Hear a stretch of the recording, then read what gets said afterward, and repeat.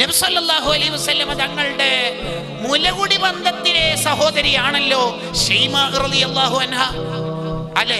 ഹലീമത്തു സഅദിയ റളിയല്ലാഹു അൻഹയുടെ മകൾ, അല്ലെ?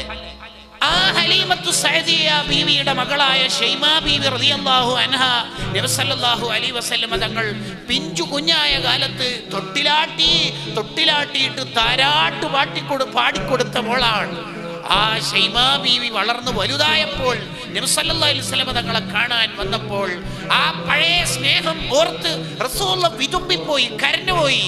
നിങ്ങൾ ഇവിടെ തന്നെ നിന്നാൽ എല്ലാ സൗകര്യം ചെയ്തേരെ ഇത്താത്ത എന്നാണ് തങ്ങൾ പറയണത്. നിങ്ങൾ നോക്കി, അഥവാ പോകുകയാണെങ്കിൽ വേണ്ട സൗകര്യങ്ങൾ ഞാൻ ചെയ്യാം, എന്ത് വേണമെങ്കിലും ഇത്താത്തൊക്കെ ചെയ്യാം.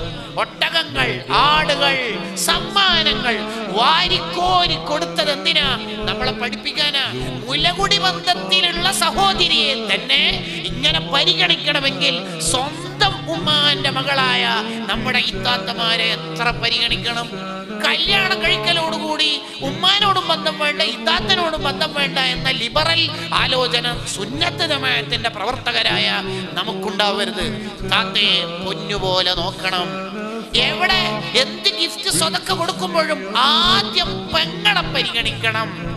പ്രത്യേകിച്ച് പെങ്ങളുടെ ഭർത്താവിന് സാമ്പത്തിക ശേഷി കുറവുണ്ടെങ്കിൽ അവരെ ചേർത്ത് പിടിക്കാനുള്ള മനസ്സ് നമുക്കുണ്ടാവണം. സ്വാലിഹായി ജീവിച്ച ഒരു മനുഷ്യൻ മരണപ്പെട്ടപ്പോൾ അയാളെ പിന്നീട് സ്വപ്നത്തിൽ കണ്ട ഒരാൾ എന്താ അവസ്ഥ എന്ന് ചോദിച്ചപ്പോൾ ബേജാറാ പറയണത്, വിഷമം. എന്തേ കാരണം? എൻ്റെ പെങ്ങൾ എൻ്റെ അടുത്തുനിന്ന് പല രീതിയിലുള്ള സ്നേഹം പ്രതീക്ഷിച്ചിരുന്നു, അതൊന്നും കൊടുക്കാൻ പറ്റിയില്ല. അതുകൊണ്ട് അള്ളാന്റെ അടുത്തുനിന്ന് ഞാൻ പ്രതീക്ഷിച്ച സ്നേഹം കിട്ടുന്നില്ല.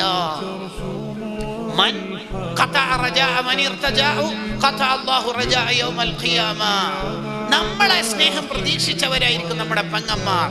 അവരെ പരിഗണിക്കണം. അനുജനെയും അനുജത്തിനെയും ഒക്കെ മക്കളെ നോക്കണ പോലെ നോക്കണം എന്നാ. ഓന്റെ കാര്യം ഞാൻ എന്തിനാ നോക്കുന്നത്? ഓനോട് പലതവണ ഞാൻ ആ ഷോപ്പ് തുടങ്ങണ്ട എന്ന് പറഞ്ഞല്ലേ, പൊട്ടിയില്ലേ, എൻ്റെ അടുത്തേക്ക് വരുമെന്ന് എനിക്കറിയാം, ഞാൻ നോക്കൂല. അങ്ങനെ ഏതെങ്കിലും ഒരു ഉപ്പ പറയോ? ഇല്ല. അപ്പോൾ ജ്യേഷ്ഠനും പറയരുത്. ജ്യേഷ്ഠൻ എപ്പോഴും അനുജനെ അനുജത്തിയെ ഉപ്പ കാണുന്ന പോലെ അങ്ങനെ കാണേണ്ടത്, ഉപ്പ മക്കളെ കാണുന്ന പോലെ കാണണം, അങ്ങനെയാ കാണേണ്ടത്. ഇനി ജ്യേഷ്ഠത്തിയെ ജ്യേഷ്ഠൻ എങ്ങനെ കാണണം? ഉമ്മാനി ഉപ്പാനി കാണുന്ന പോലെ കാണണം. ഇബ്നു ഹജർ റഹിമഹുല്ലാഹ് അസ്നൽ മത്വാലിബ് ഫീ സിലത്തിൽ അർഹാമി വൽ അഖാരിബ് എന്ന കിതാബിൽ എഴുതി വെക്കുന്നു.